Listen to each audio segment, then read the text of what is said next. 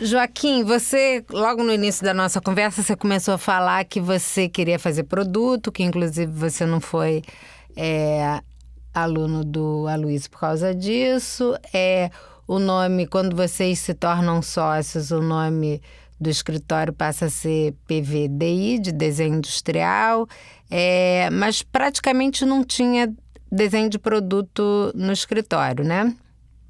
Tinha pouco. Tinha O que que algum, tinha? Quer dizer, na verdade tinha constantemente, porque, vamos dizer, das duas áreas principais que a gente atuava era identidade visual e sinalização, né? Em projeto de sinalização a gente tem que trabalhar muito com o produto, tem que conhecer material, construção, industrialização, produção em série, tudo isso tem que... A sinalização exige muito isso. Sistemas elétricos, iluminação, tudo isso entra num projeto de sinalização.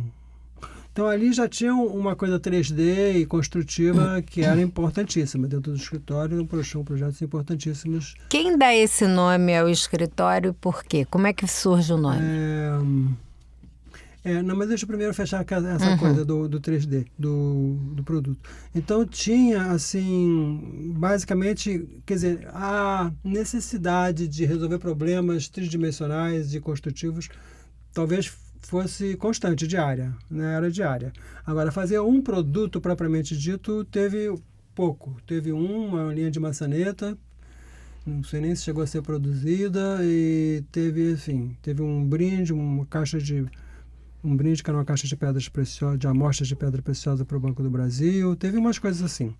Uns produtos mais... E teve alguns aí com mais intensidade, que eram produtos parte de um projeto de identidade, como no caso da bomba, não só a bomba, mas toda a ilha de abastecimento da Petrobras, a gente desenhou bomba, armário, iluminação, cobertura, tudo.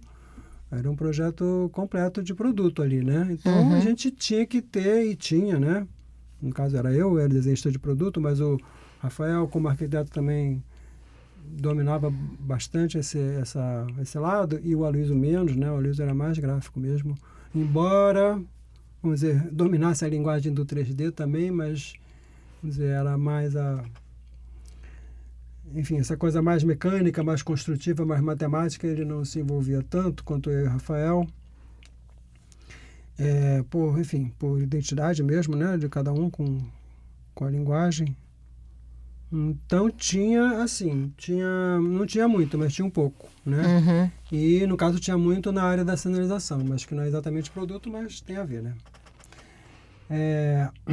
O que você perguntou depois? Do nome, PVD. O nome foi uma história muito legal.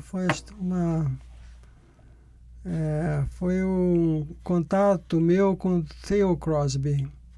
O Theo Crosby, era um dos sócios de um grupo de designers que eram nossos gurus internacionais. Que era um grupo que depois acabou virando Pentagrama, mas originalmente era um trio, eram 3 sócios, eram Bob Gill, o Alan Fletcher e o Colin Forbes, era Fletcher, Forbes and Gill, em Londres, e o Bob Gill norte-americano, o Forbes e o Fletcher ingleses. Mas o Gill foi viver nos Estados Unidos e abriram um escritório que, para mim e para as pessoas que a gente convivia naquela época, no escritório e fora do escritório do Aloysio também, eram assim o máximo do design gráfico. Depois surgiu o Pushpin Studio também, que foi outro modelo, mas um pouco depois. O Pushpin Studio, que é do estudo do Milton Glaser, que também depois ficou muito famoso. E o Gill, então, tinha o Fletcher, Forbes e Gill, depois o Fletcher, Forbes e Gill virou outro trio, que era o Forbes e o Fletcher, e o Theo Crosby. O Crosby era um arquiteto, o Gill saiu, entrou o Crosby, e o Crosby era um arquiteto e muito simpático também, que eu conheci quando eu fui para Londres, trabalhar, implantar um projeto da marca da Organização Internacional do Café, que o Aloysio fez no Rio. Que eu te falei que foi essa que ele, de repente, fez um projeto assim super rápido, de repente a marca saiu assim, de uma hora para outra, de um dia para o outro, que às vezes demorava mais tempo. E aí eu fui para Londres, fiquei 9 meses lá, trabalhando na organização, fazendo manual. Foi o primeiro manual que o escritório fez, eu acho. Foi o primeiro manual que o escritório fez. manual de identidade visual, que depois passou a ser um produto do dia a dia do escritório, chegou a fazer pilhas e pilhas de manuais, e esse foi o primeiro, só que não foi no Rio, foi em Londres, mas enfim, é um projeto do escritório do Aloysio que eu fui lá fazer. E aí eu conheci o Theo Crosby, e eu era uma pessoa fantástica, e o escritório deles também já admirava eles aqui, imagina eu lá, é claro que fui visitar várias vezes e tudo, e tive uma ótima relação com eles. E aí, depois, quando eu voltei para o Brasil, continuei com o Aloysio, né? E aí comecei a fazer o trabalho da Petrobras e tudo. E quando foi se aproximando, né, o momento da gente fazer a sociedade, que nome vai ter, né? Aí tinha uma hipótese de ficar com o nome do Aloysio, mas aí, enfim, ia ser uma continuidade, são novos sócios e pessoas também que participaram da história toda, porque nessa altura, quando a gente fez a sociedade, já tínhamos mais de 10 anos de trabalho junto, né? E aí eu comecei e aí eu conheci em Londres também, não só o Theo Crosby, mas outros designers também. O Harrion, que era um grande designer de produto, de identidade visual também, fez toda a programação visual da... era depois que virou British Airways, mas antes era BEA, era British European Airways. BEA, que era uma super marca, que na época era uma grande novidade, as companhias de aviação botava aquelas marcas na cauda, no leme do avião, assim. E o Harrion tinha um grande escritório, que era uma ótima figura também.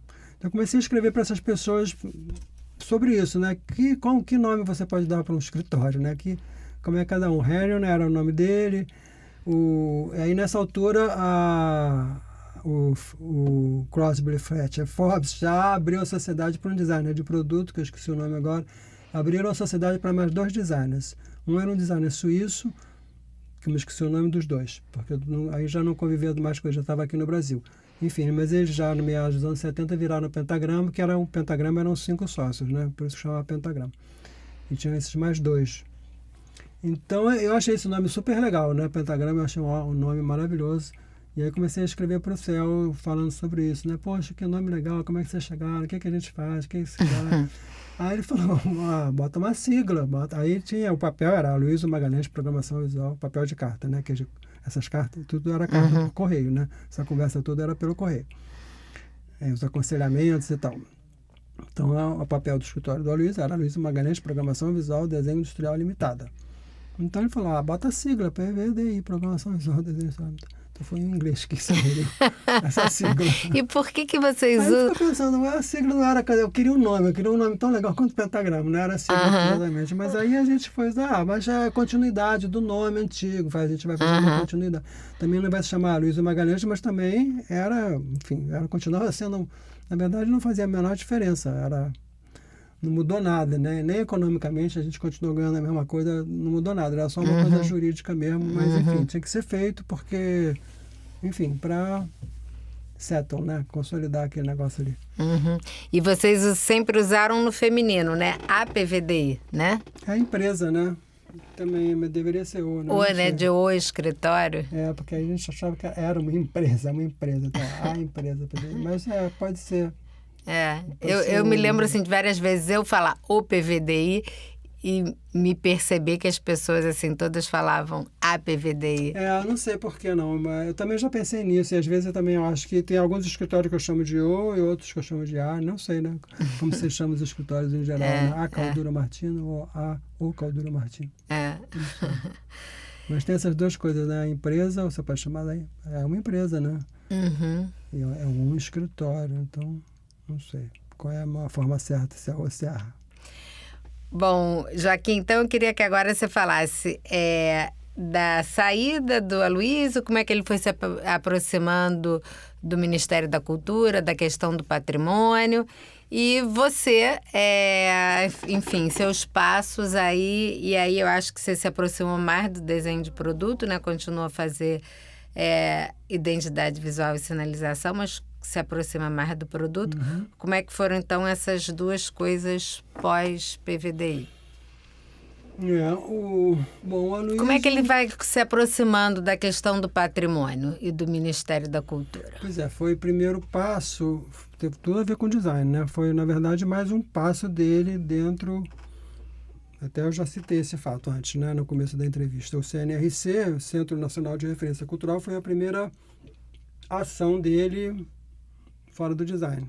Fora, entre aspas, porque surgiu o CNRC de conversas entre ele e Vladimir Murtinho, que era um embaixador, muito amigo dele, uma pessoa assim muito articulada naquela época, nos níveis sociais e no governo também, era do Itamaraty e tudo. E conversando com o Murtinho, conversando com o Severo Gomes, que era ministro da Indústria e Comércio, e também era muito amigo do Aloysio, também uma pessoa maravilhosa, uma pessoa incrível. E, enfim, tudo compartilhando ideais entre eles, né? Acabou surgindo o CNRC, mas o CNRC surgiu objetivamente, e isso está nesses textos, inclusive no Triunfo, a partir de uma proposta do Severo Gomes para o Aloysio. O Severo Gomes queria, como ministro da Indústria e Comércio, interferir nos planos de exportação do que o Brasil deveria exportar. E chamou o Aloysio para ajudar ele a definir isso, fazer um programa, ajudar ele a definir que produtos brasileiros, já que ele era um designer, que produtos brasileiros devem ser colocados na pauta de exportação do país, né? E daí surgiu o CNRC a partir da resposta do Aloysio. O Aloysio respondeu para o Severo: olha, eu acho que o Brasil tem que exportar aquilo que a gente sabe fazer. Então, o que a gente sabe fazer, né? Aí começou. O que é a cultura brasileira? O que é a produção? O que o Brasil produz? Aí começou a fazer um mapeamento de todo o país, né, territorial. Aí tinha os mapas, os diagramas muito legais que o Aloysio começou a produzir nessa época para fazer um grande... Aí surgiu essa ideia de criar um centro de pesquisa, que era um centro de pesquisa, que objetivasse isso, conhecer o produto brasileiro, né? E aí o produto não era só produto industrial, mas é o produto artesanal também, enfim, a cultura material de modo geral. Até porque muitas vezes as duas coisas estão ligadas, como é o caso da reciclagem de pneus, que tinha uma produção, não sei se ainda tem, né? E foi um dos grandes projetos importantes projetos do CNRC, uma pesquisa que eles fizeram sobre um artesanato que existia, que não sei se ainda existe, no Nordeste, de reciclagem de pneu. Reciclagem em termos, quer dizer... Reutilização. Refabricação. Pegar o pneu, cortar e fazer produtos com ele. Faziam latas de lixo, faziam sapatos, faziam cestas, faziam, enfim, recipientes, utensílios, todos feitos de borracha gasta, de pneu, né? O que resolve, primeiro, resolve o problema resolve em termos, mas enfim, age dentro desse quadro, né, da poluição do pneu, que você não pode saber, não sabe o que fazer com os pneus velhos, é muito difícil, um material grande, poluente, tudo pesado, difícil e tem isso, enfim, uma coisa social aí também, porque era um artesanato, entendeu? Era meio artesanal, os artesãos que trabalhavam com couro, então sabiam cortar, tinham aquelas facas, aqueles instrumentos que fazendo com couro, fazendo com borracha era bastante parecido, né? Então enfim, são temas que estão assim, não se pode dizer que é industrial ou se é artesanal, então podem estar nos dois campos, né? Fábricas de vinho de caju, que era uma fábrica importantíssima que tinha em Recife, ele recuperou e montou a fábrica, voltou a produzir.